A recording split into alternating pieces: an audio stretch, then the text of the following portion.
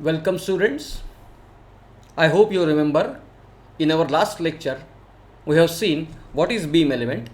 We have seen what is degree of kinematic indeterminacy of the beam element.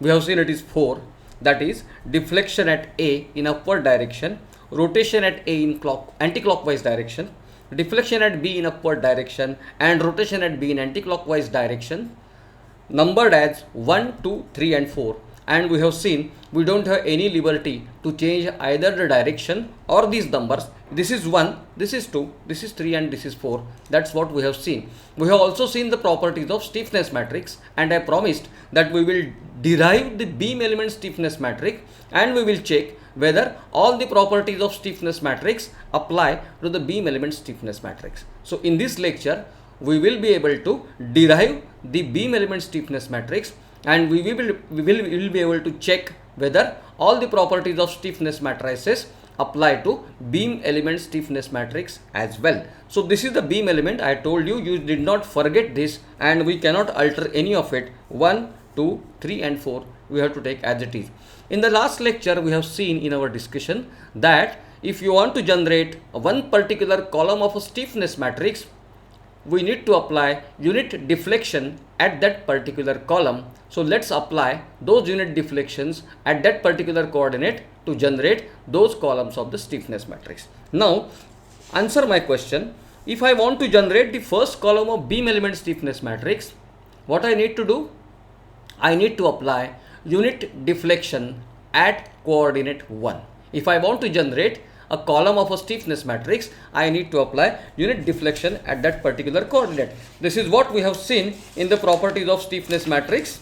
You see, we have seen in the properties of stiffness matrix K11, K21, if I apply unit deflection at coordinate 1, I will get the first column of stiffness matrix. If I apply unit deflection at coordinate 2, I will apply second unit deflection at second coordinate. So to generate one particular column of stiffness matrix, I need to apply unit deflection at that particular coordinate. So let us apply unit deflections at coordinate 1, unit deflection at coordinate 2, unit deflection at coordinate 3 and unit deflection at coordinate 4 to generate the 4 columns of stiffness matrix.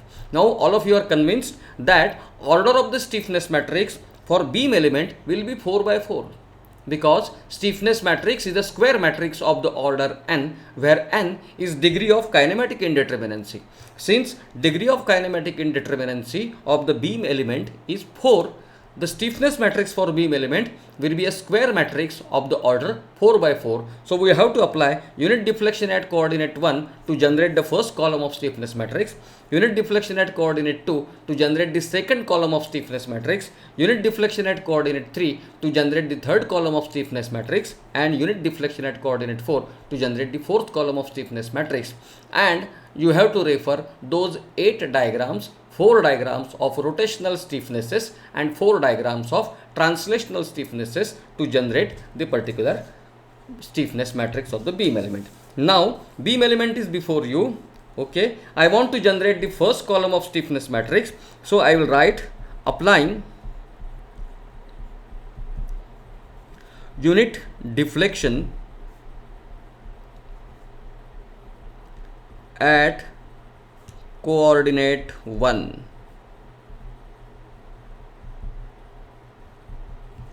At coordinate 1, applying unit deflection at coordinate 1. Now this is the diagram of stiffness matrix. I am drawing it again. This is the stiffness mat. This is the beam element, right? AB of length L and flexural rigidity EI of length L and flexural rigidity EI. And now I am applying unit deflection at coordinate 1.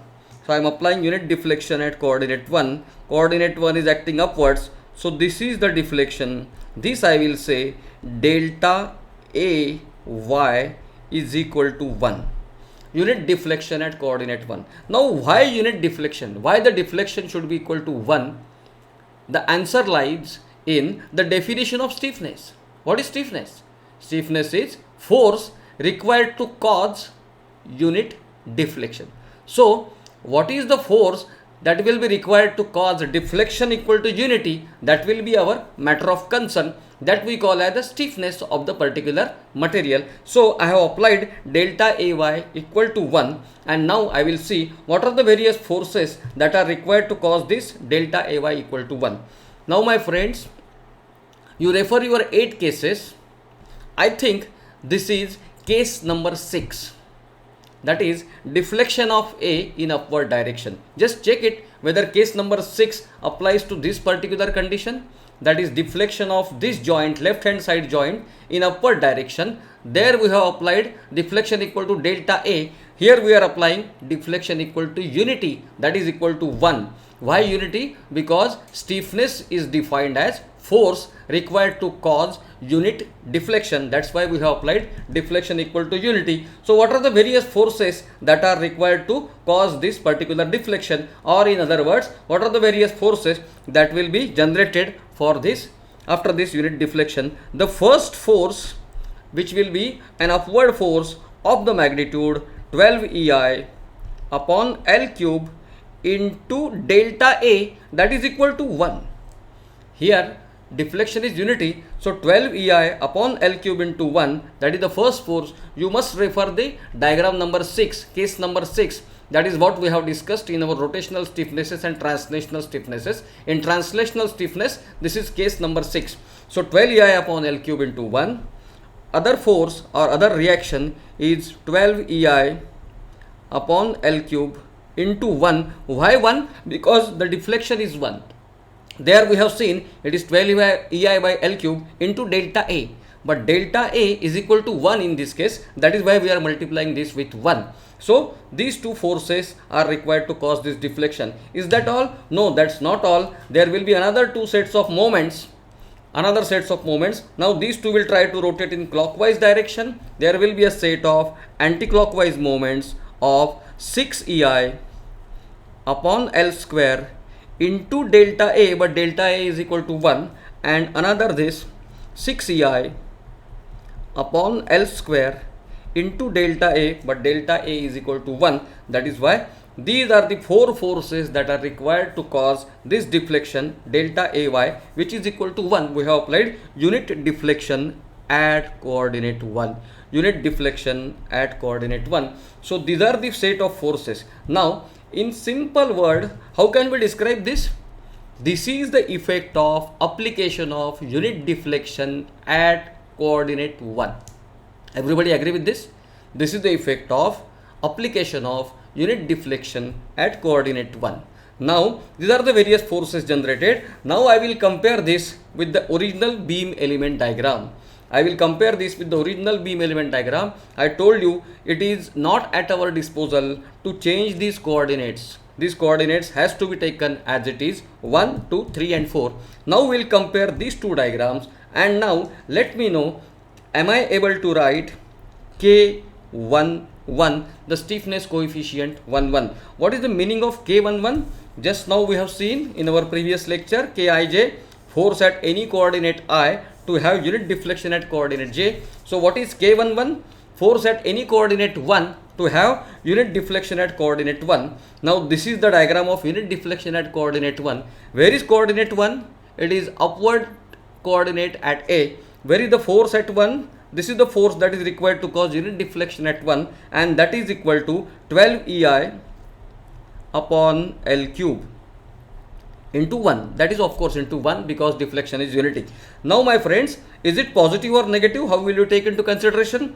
The original coordinate is acting upwards and the resultant force is acting upwards. Since both coincide in their directions, it is always to be taken as positive. So K11 is 12 EI by L cube. This is coordinate 1. This is the force generated at coordinate 1 due to unit deflection at coordinate 1. I have initially given unit deflection at coordinate 1 and I have seen what are the various forces generated due to this deflection, and I got it. I have compared this deflection with the original coordinate. So 12 EI by L cube, K11, force at coordinate 1 due to unit deflection at coordinate 1 is 12 EI by L cube. I hope it is clear and you are eager to take K21. What do you mean by K21?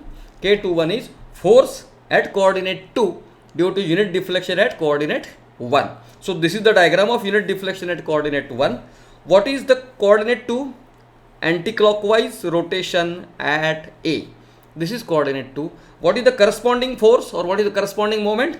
This is the moment which is also acting in anti-clockwise direction, 6 EI by L square. So 6 EI upon L square into 1 is the moment. Now are they both coinciding in direction? Yes, this is anti-clockwise, this is also anti-clockwise. That's why this coordinate is positive. I have taken it as positive. So K11, force at coordinate 1 due to unit deflection at coordinate 1 is 12 EI by L cube. K21, force at coordinate 2 due to unit deflection at coordinate 1 is 6 EI by L square. Now eager to know what is K31?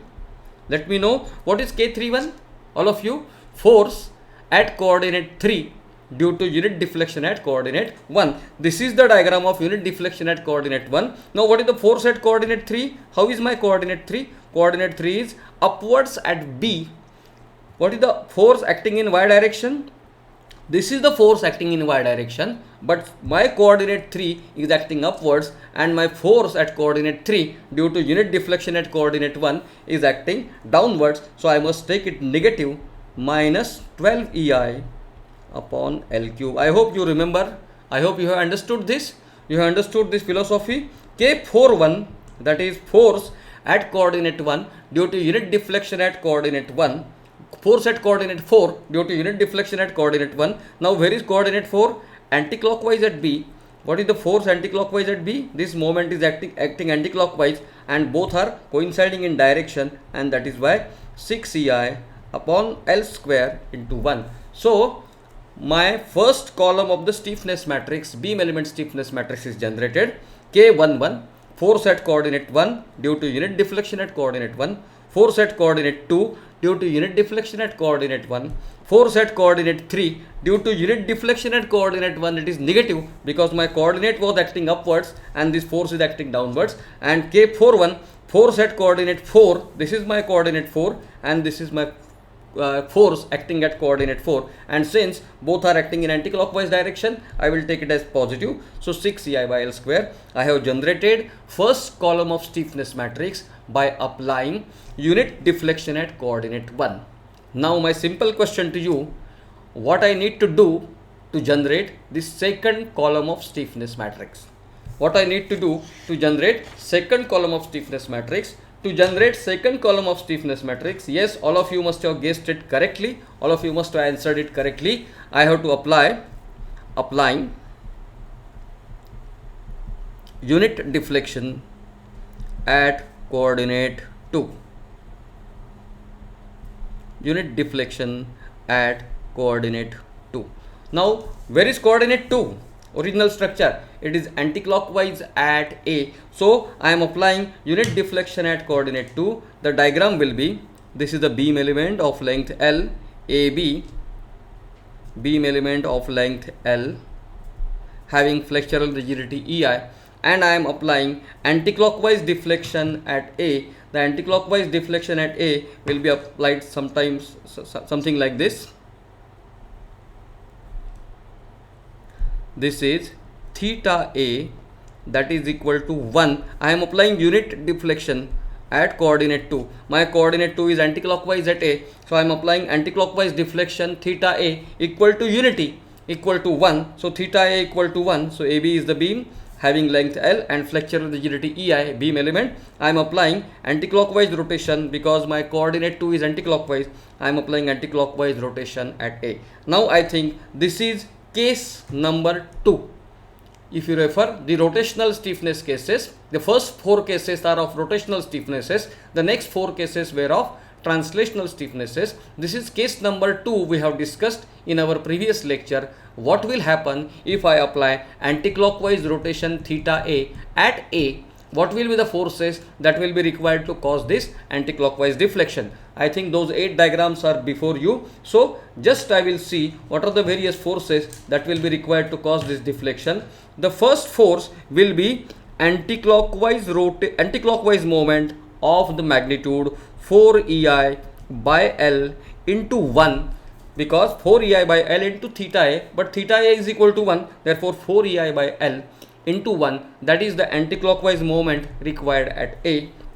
The second force that will be required at B is equal to 2 EI upon L into 1 into theta A, that is theta A equal to 1, so 2 EI by L into 1. So these two sets of moments that will be required, and there will be another two sets of forces. These two will try to rotate in anti-clockwise direction. There must be a set of reactions which will balance the structure by acting in clockwise direction, and magnitude of the reactions 6 EI by L square into theta A, that is 1, and 6 EI by L square into theta A, that is 1. So these are the four forces that will be required to cause this rotation theta A equal to 1. That is what we have seen at length in our discussion of rotational stiffnesses, and I remember this is case number 2 of rotational stiffnesses. That is when I give anti-clockwise rotation at A, what will happen in terms of forces at A and in terms of forces at B. This logic we have understood thoroughly, and then we are just applying that particular thing to generate the second column of stiffness matrix. In our discussions, we have seen to generate second column of stiffness matrix, we need to apply unit deflection at coordinate 2, and that is what we are doing. We are applying unit deflection at coordinate 2 to generate the second column of stiffness matrix. Now, can I get the value of K12? Now, what is K12? K12 is force at coordinate 1 due to unit deflection at coordinate 2. So this is the diagram of unit deflection at coordinate 2. Where is my coordinate 1 beam element? It is upward acting at A. So is there any upward force acting at A due to unit deflection at coordinate 2? Yes, it is 6 EI upon L square. So this is the force at coordinate 1 due to unit deflection at coordinate 2. This is the diagram of unit deflection at coordinate 2, and my force due to this unit deflection at coordinate 2 is of the magnitude 6 Ci by L square into 1, of course into 1 into theta A. Since theta A was equal to 1, we will not multiply with equal to 1, and I once again remind you why theta A was equal to 1, because the stiffness definition says stiffness is the force required to cause unit deflection, so that deflection must be unity, and that is why 6 Ci upon L square. Now what is K22 in words? K22, force at coordinate 2 due to unit deflection at coordinate 2. So force at coordinate 2, where is my coordinate 2? Anti-clockwise at A. Is there the anti-clockwise moment? Yes, it is 4 EI upon L. So K into 1, that is 4 EI upon L. K22 is 4 EI upon L. What is K32?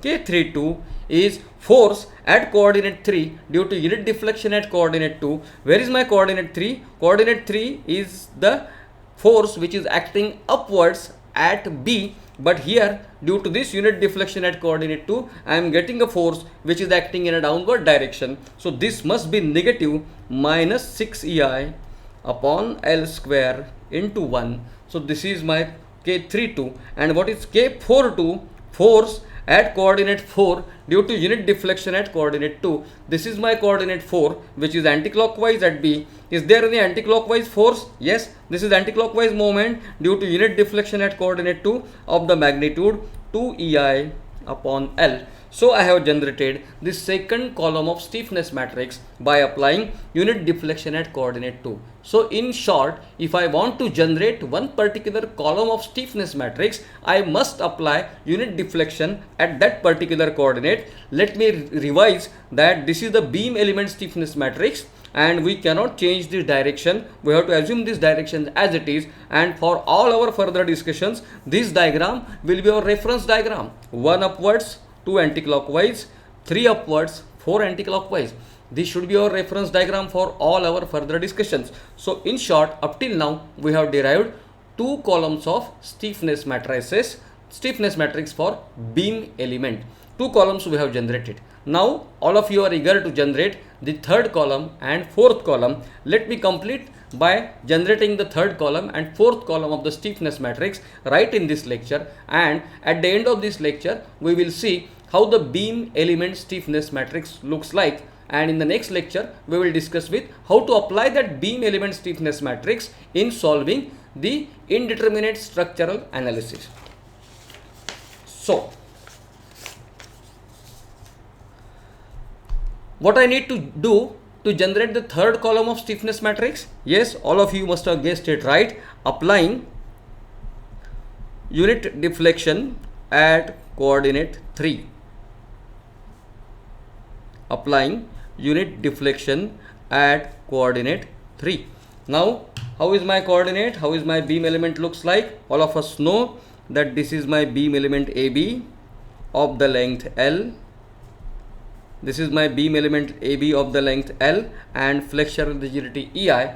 And now I am applying unit deflection at coordinate 3. Where is coordinate 3? This is my coordinate 3, which is upwards acting at B. So I must apply upward deflection at B. This is delta B in Y direction, that is equal to 1. Why 1? Because the deflection is unity, and that is why delta B Y equal to 1. Now what are the various forces that will be required to cause this deflection? I think this is case number 8. This is case number 8, what we have discussed in our translational stiffnesses. This is case number 8. The first force that is required to cause this deflection is 12 EI upon L cube into delta B, but delta B is equal to 1, that is acting upwards at B. The second force will be 12 EI upon L cube into delta B, that is delta B is equal to 1 because unit deflection is there. So these two set of forces, these two set of reactions will be generated at B and A respectively, acting like this. Now, is that all? No, there will be two moments because these two forces will try to rotate the structure in anti-clockwise direction. There must be a clockwise moments, a set of clockwise moments. The first moment is 6 EI by L square into 1, and the second moment is 6 EI by L square into 1. Why 1? Because into delta B is equal to 1 because we have to apply unit deflection. Why unit deflection? Because stiffness is the forces required to cause unit deflection. So this is the effect of application of unit deflection at coordinate 3. Don't forget, this coordinate 3 is upwards at B. So I have applied upward deflection at B, and we have seen what are the various forces that are required to cause this upward deflection at B, and this is case number 8 already we have seen. Now we are generating the third column of stiffness matrix, K33. K13. First we will take K13. We will take K13. What is K13? Force at coordinate 1 due to unit deflection at coordinate 3. So where is coordinate 1? This is my coordinate 1, upwards at A. You cannot forget this beam element, upwards at A. What is the force acting in Y direction? This is the force, but this is acting in downward direction. So minus 12 EI upon L cube into 1. Why minus? Because my coordinate 1 suggests that this direction is upwards and my force generated at coordinate 1 is acting downwards, so that's why it is minus. What is K23? K23 is force at coordinate 2 due to unit deflection at coordinate 3. This is the diagram of unit deflection at coordinate 3. So where is the coordinate 2? It is anti-clockwise at A. Where is the force? Force is 6 EI by L square, but this force is acting in clockwise direction. Since these two directions do not match, we have to write the magnitude negative. So K23, force acting at coordinate 2 due to unit deflection at coordinate 3 is minus 6 EI by L square. Why minus? Because this is anti-clockwise and the force acting is clockwise. Now what is K33? K33, force acting at coordinate 3 due to unit deflection at coordinate 3. Where is coordinate 3? Upwards at B. What is the force? Yes, it is also acting upwards, so it must be positive. 12 EI upon L cube into 1, that is K33. That is 12 EI by L cube into 1, that is the force acting at coordinate 3 due to unit deflection at coordinate 3. This is the diagram of unit deflection at coordinate 3. And what is K43? Force acting at coordinate 4 due to unit deflection at coordinate 3. This is the diagram of unit deflection at coordinate 3. This force must be acting in anti-clockwise direction, but this is acting in clockwise direction. So that is minus 6 EI by L square. So by applying unit deflection at coordinate 3, we have generated the third column of stiffness matrix K13, K23, K33, K43 is the third column of stiffness matrix by applying unit deflection at coordinate 3. And now the last part, important part, applying unit deflection at coordinate 4.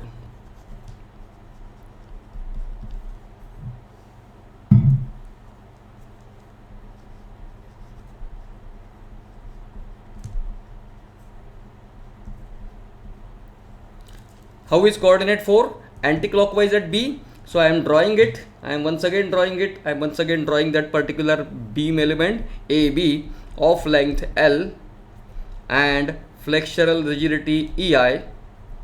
Okay, and I am applying anti-clockwise rotation at E. So anti-clockwise rotation at E will be seen somewhere like this. This is anti-clockwise rotation theta B, that is equal to 1. Theta B, that is equal to 1. I have applied anti-clockwise. Why anti-clockwise? Because my coordinate 4 says it is anti-clockwise, so I have applied anti-clockwise rotation. I think this is case number 4 we are referring.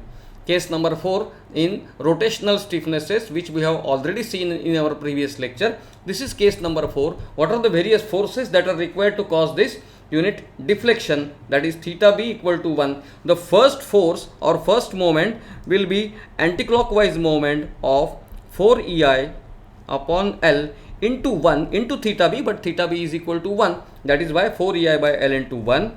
At end A, it will be 2 EI upon L into 1. So these are the two forces that will be required to cause this unit deflection at coordinate 4. Is that all?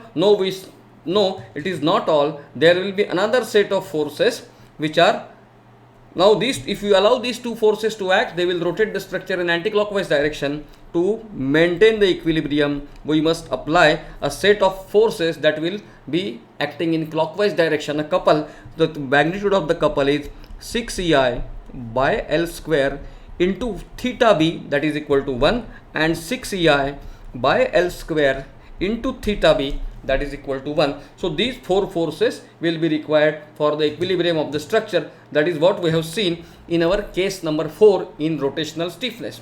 So are you all convinced that this is the effect of unit deflection at coordinate 4? My coordinate 4 is anti-clockwise at B. I have applied anti-clockwise deflection at B, and these four forces are required to cause anti-clockwise deflection of B. Now what is K14?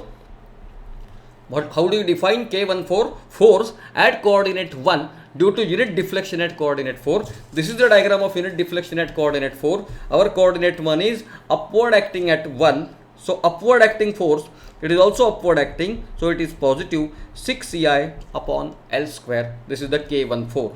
What is K24?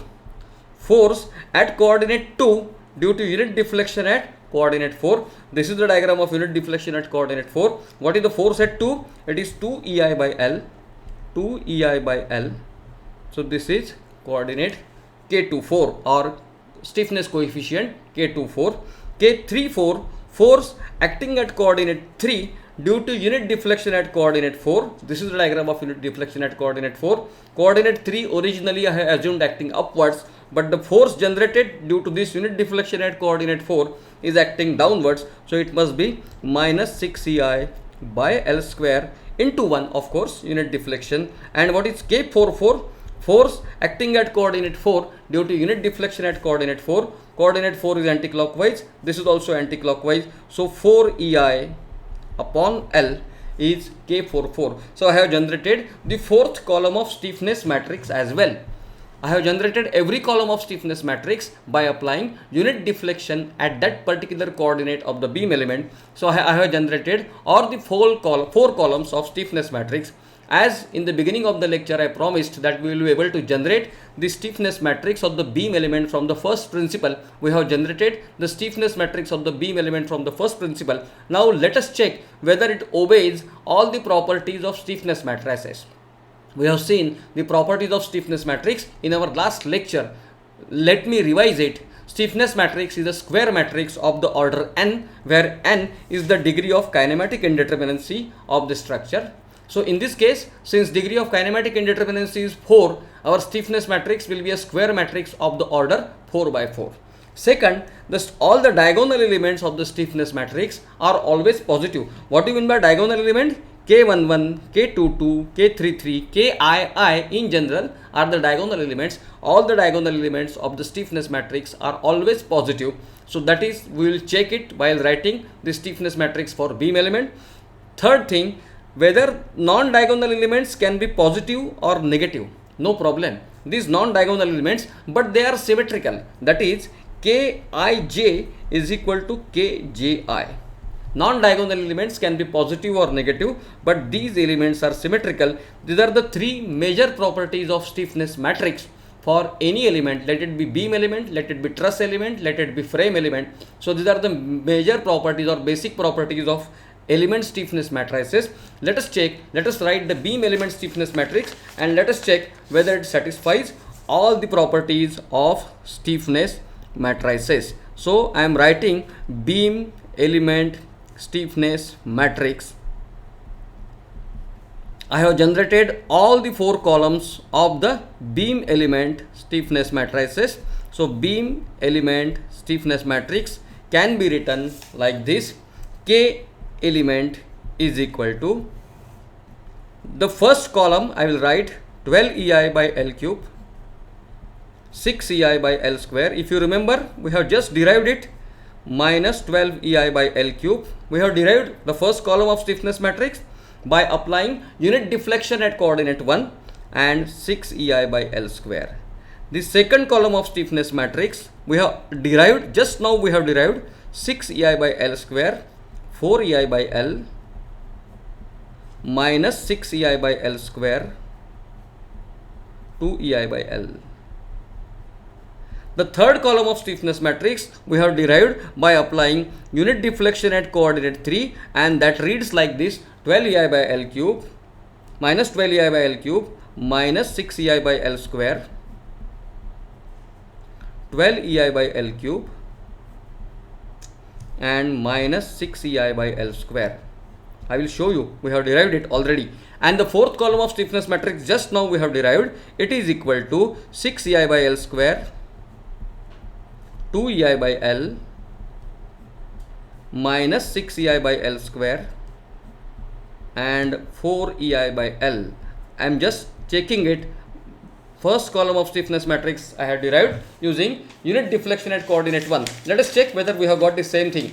Unit deflection at coordinate 1. The first column of stiffness matrix 12 by L cube, 6 by L square, minus 12 by L cube, 6 by L square, 12 by L cube, 6 by L square, minus 12 by L cube, 6 by L square. The second column of stiffness matrix we have derived by applying unit deflection at coordinate 2. So unit deflection at coordinate 2 we have just seen 6 by L square, 4 by L minus 6 by L square, 2 by L, 6 by L square, 4 by L minus 6 by L square, 2 by L. The third column of stiffness matrix we have seen by applying unit deflection at coordinate 3, that is minus 12 by L cube minus 6 by L square, 12 by L cube minus 6 by L square, minus 12 by L cube minus 6 by L square, 12 by L cube minus 6 by L square. And the fourth column we have just derived 6 by L square, 2 by L minus 6 by L square, 4 by L, 6 by L square, 2 by L, 6 by L square, 4 by L. So this is how our beam element stiffness matrix looks. So this is the beam element. Initially we have seen what we mean by beam element, basics of beam element. Just now we have seen the basics how the beam element looks. This is how the beam element looks, and we have derived the stiffness matrix for the beam element in this particular format. Let us check within next 1 minute. Let us check whether it satisfies all the properties of stiffness matrices. The first is, it is a square matrix of the order n, where n is degree of kinematic indeterminacy. We have seen beam element has got degree of kinematic indeterminacy 4. So this is the 4 by 4 matrix. So first property is satisfied. The second property is all the diagonal elements are positive. This K11, K22, K33, K44, these are all diagonal elements. This is the diagonal of the matrix. This is the diagonal of the matrix. So all the diagonal elements must be positive. So all these diagonal elements are positive. The third property is other elements can be positive or negative, but they should be symmetrical. Yes, this element is K. If I number the columns 1, 2, 3, 4, if I number the rows 1, 2, 3, 4, this element will be referred as K21, that is second row first column is equal to first row second column. First row second column, these elements are matching. This is third third row first column, third row first column, this is first row third column, these elements should be matching. So this matrix is symmetrical matrix, this matrix is symmetrical matrix. Similarly, first row fourth column is fourth row first column, fourth row first column and first row. So all these elements are symmetrical in nature, and diagonal elements are always positive, other elements are symmetrical. So this is our beam element stiffness matrix, which we need to remember, always remember for all our further discussions. We have derived the beam element stiffness matrix from the first principle.